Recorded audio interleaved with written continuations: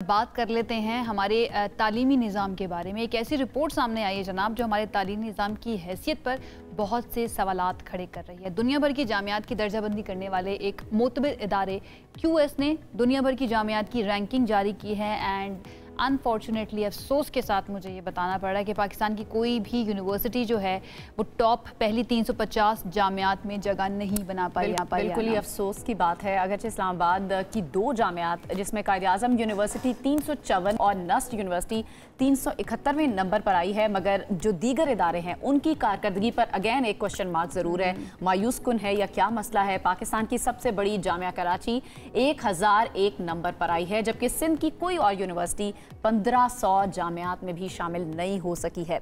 तो ये सूरत हाल कई सवालात उठा रही है कि हमारे तालीमी निज़ाम में इस्लाहात की कितनी ज़्यादा ज़रूरत है। रिसर्च, फैकल्टी, इंफ्रास्ट्रक्चर और गवर्नेंस के मयार आलमी इदारों की नज़र में क्यों कमज़ोर हैं, और सबसे अहम कि हम अपनी नौजवान नस्ल को आलमी मयार की तालीम क्यों फराहम नहीं कर पा रहे। इस सारे मामले पर बात करने के लिए इस वक्त हमें ज्वाइन किया है chairman HEC doctor Mukhtar Ahmed साहब ने। अस्सलाम वालेकुम, good morning. Thank you so much join करने के लिए। सबसे पहले तो आप बड़ा ही मोतबर इदारा है QS जो ये रैंकिंग देता है, आपका क्या ख्याल है इसकी रैंकिंग के बारे में? देखें, सबसे पहले तो ये जो आपने फिगर दिए हैं बिल्कुल ठीक दिए हैं, लेकिन जो असल में पाकिस्तान में जब तक चुटकुले वाली खबर ना हो तो कोई देखता भी नहीं, पढ़ता भी नहीं। और हमारी अखबारों में जो खबर छपी है, अल्लाह उनको खुश रखे, वो बेचते यही खबर है कि कोई नेगेटिव से शुरू करें, पॉजिटिव भी हो सकती है। इशू ये है कि 2019 से चल पीछे नहीं जाते, 2019 में टाइम्स जो हायर एजुकेशन के एक और मुख्तलिफ 3-4 किस्म की रैंकिंग हो रही है दुनिया में। उस वक्त टॉप 1000 में पाकिस्तान की टोटल 3 यूनिवर्सिटियाँ आती थी। ठीक है, with the passage of time we improved it. ठीक है, हमें बजाय ये खबर देते कि 500 में 2 यूनिवर्सिटियाँ आ गई हैं और बाकी जो हैं इतनी और यूनिवर्सिटियाँ भी हैं जो 1000 में आ गई हैं, हमने नेगेटिव से शुरू किया। और मैं आई कैन बेट यू इंशाल्लाह अगले चंद सालों में हमारी यूनिवर्सिटियाँ 300 भी क्रॉस कर लेंगी। लेकिन उस वक्त कहा जाए कि कोई भी यूनिवर्सिटी टॉप 250 में नहीं आए। एक तो इससे ज़रा हमें अपनी, और ये भी कहना कि सवालिया निशान उठा दी, ये भी गलत है। रैंकिंग होती क्या है, रैंकिंग का हम पे क्या इम्पैक्ट है, वो चीज़ें समझने की जरूरत है। लेकिन क्वालिटी ऑफ एजुकेशन के ऊपर तो ranking is not only one factor, there are इसमें इंटरनेशनल स्टूडेंट रेशो है, नहीं बहुत कुछ है, इसमें इंटरनेशनल रिसर्च नेटवर्क है और इस तरह के बहुत सारी चीजें हैं जिसको मिलाकर। दूसरा ये है कि दुनिया में, इंडोनेशिया में खाली 3500 यूनिवर्सिटियाँ, ठीक है ना, तो हज़ारों यूनिवर्सिटियों का आपस में मुकाबला होता है और ये चेंज होता रहता है साथ साथ। ठीक है, अब 22-23 साल से पाकिस्तान में हायर एजुकेशन पे फोकस, थोड़ी बहुत इन्वेस्टमेंट होने लगी है। आज भी आगे जो अभी आप टॉप 100 में ले लें ना यूनिवर्सिटियाँ, किसी एक यूनिवर्सिटी का बजट देख लें, पूरे पाकिस्तान की यूनिवर्सिटियों के बजट से ज़्यादा है। आई एग्री विद, लेकिन अगर हम अपने ही कंपटीशन, अपने आप से ही कंपटीशन करें, दूसरों को ना देखें, ठीक है, हम अपने आप से ही कंपटीशन करें। आप करें कि थोड़ी सी बेहतरी आई है, आपको गवर्नमेंट के लिए ये प्रायोरिटी के ऊपर नजर आता है ये वाला मामला, तालीम वाला मामला? क्योंकि जब अभी जो बजट आया है उसके अंदर कहा गया है कि फिस्कल डिसिप्लिन के नाम पर मजीद कम कर दिया गया है बजट। आपको लगता है कि ये होना बहुत ज्यादा जरूरी है कि गवर्नमेंट की ये प्रायोरिटी के ऊपर हो मसला? अब माशाल्लाह 2 बच्चियों के साथ बैठा हूँ तो लड़कियों को मैं मुकाबला तो नहीं बातों में कर सकता, लेकिन बात ये है, तो सवाल कर नहीं सवाल आपका हक है। इशू ये समझें कि देखें फ्रॉम वेयर वी स्टार्टेड, बिल्कुल मैं आपसे एग्री करता हूँ कि शायद हमारी प्रायोरिटी एजुकेशन उस तरह नहीं है जिस तरह होनी चाहिए। ठीक है, दुनिया में हम कितना एजुकेशन में इन्वेस्टमेंट है ये भी एक साइड पे कर दें, पाकिस्तान के अपने डायनामिक हालात है फाइनेंशियल, उनको भी एक साइड पे कर सकते हैं। लेकिन ये कहना कि हमारे स्टूडेंट, हमारी यूनिवर्सिटियों में अच्छे बच्चे भी, अच्छी यूनिवर्सिटियाँ भी हैं दुनिया में, ऐसे हैं अमेरिका में भी अच्छी यूनिवर्सिटियाँ हैं, थोड़ी सी अच्छी नहीं है और बहुत ख़राब सी भी हैं, दुनिया में हमारे यहाँ भी ऐसे ही है। लेकिन जो अच्छी चीज़ है, हमारी यूनिवर्सिटियाँ इस वक्त तकरीबन 38-40 जो है ना दुनिया में ब्लिंक नज़र आती हैं आपको, कहीं ना कहीं रडार पे किसी पोजीशन पे आती हैं। एशिया में हम टॉप 100 में भी आ गए हैं। लेकिन यह है कि ये इम्प्रूवमेंट प्रोसेस है, टाइम के साथ साथ होता है। जिन लोगों, जिन कंट्रीज़ ने अपनी यूनिवर्सिटियों पे 100 साल से इन्वेस्टमेंट की हुई है, वहाँ तक पहुँचते हुए आपने भी चंद इंडिकेटर पढ़े हैं ना कि ये देख रहे हैं। वहाँ ये भी देखते हैं कि नोबेल लॉरिएट कितने हैं आपके पास, पूरे इस्लामिक वर्ल्ड में साइंस में सिर्फ 2 हुए हैं आज तक। तो उस मुकाबला एप्पल विद एप्पल करना चाहिए ना।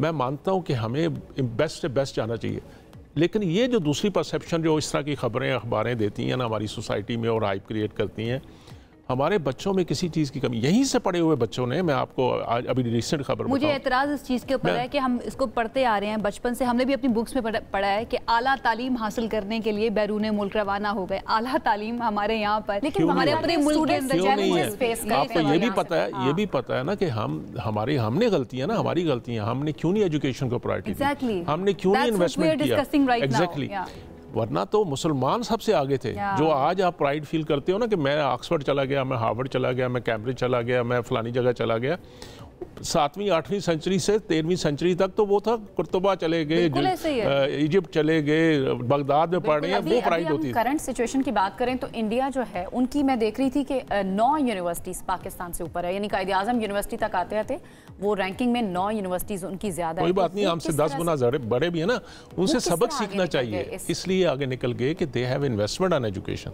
आपने तो 2002 में शुरू किया आस्ता आस्ता इन्वेस्ट करना इस पे, ठीक है ना, और फिर कभी अप जाते हैं, कभी डाउन जाते हैं, और जब आप 1% ऑफ योर जीडीपी और इन्वेस्टमेंट एजुकेशन, तो फिर आपको यही चीज़ें नजर आएंगी ना। लेकिन पॉजिटिव साइड देखें कि हमारी यूनिवर्सिटियां इंप्रूव करती जा रही हैं। ठीक है, अच्छा, कभी 1000 में नहीं थी, ठीक है, 1000 से ऊपर आई, कल 500 क्रॉस किया, 350 के नजदीक आ गई, थोड़ी सी बेहतरी आई है। डॉक्टर साहब, जो आप बता रहे हैं, आपको क्या लगता है ऐसा क्या किया गया है, ऐसे कौन से स्टेप्स लिए गए हैं जिसकी वजह से अब बेहतरी आ रही है, एंड आगे का क्या प्लान है? आपने कहा कि गवर्नमेंट ने इंफ्रास्ट्रक्चर में ह्यूज इन्वेस्टमेंट हुई है पब्लिक सेक्टर में, और प्राइवेट सेक्टर भी आगे आया है माशाल्लाह, बहुत अच्छी यूनिवर्सिटियां हमारी आगे आ रही हैं और इंटरनेशनल लेवल पे रिकग्नाइज है। मैं अभी सुबह एक और टीवी चैनल पे इंटरव्यू दे रहा था कि हमारी डिग्रियां रिकग्नाइज नहीं होती। Wrong, Why you are just putting the black spot everywhere? क्योंकि दुनिया की परसेप्शन तो यहीं से बनती है।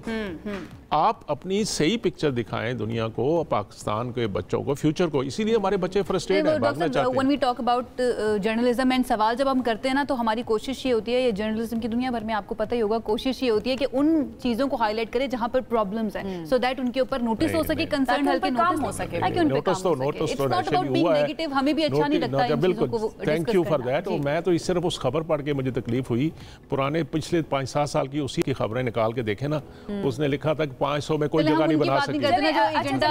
एजेंडा ड्रिवन काम कर रहे हैं। अच्छा, आगे का क्या प्लान है? देखिए, इशू ये है कि इंफ्रास्ट्रक्चर पे ह्यूज इन्वेस्टमेंट हुई है, ऐसी कोई बात नहीं है। हमारे पास state of the art equipment, infrastructure, ICT infrastructure Pakistan में है माशाल्लाह, और हमारे बच्चों को हर किस्म की तालीम की जो रिक्वायरमेंट है वो सारी है, और उसी यूनिवर्सिटियों से लोग बच्चे पढ़ के आगे आ रहे हैं और बेहतरीन दुनिया में नाम कमा भी रहे हैं। IT में कितना पोटेंशियल है इस वक्त पाकिस्तान में, और कितना ग्रो कर सकता है अगर हम चले पॉजिटिव की तरफ ही चले जाते हैं? इस वक्त मार्केट में ग्रोथ के हवाले से इस वक्त चंद जो इमर्जिंग टेक्नोलॉजी है उसमें बहुत हमारे पास पोटेंशियल है।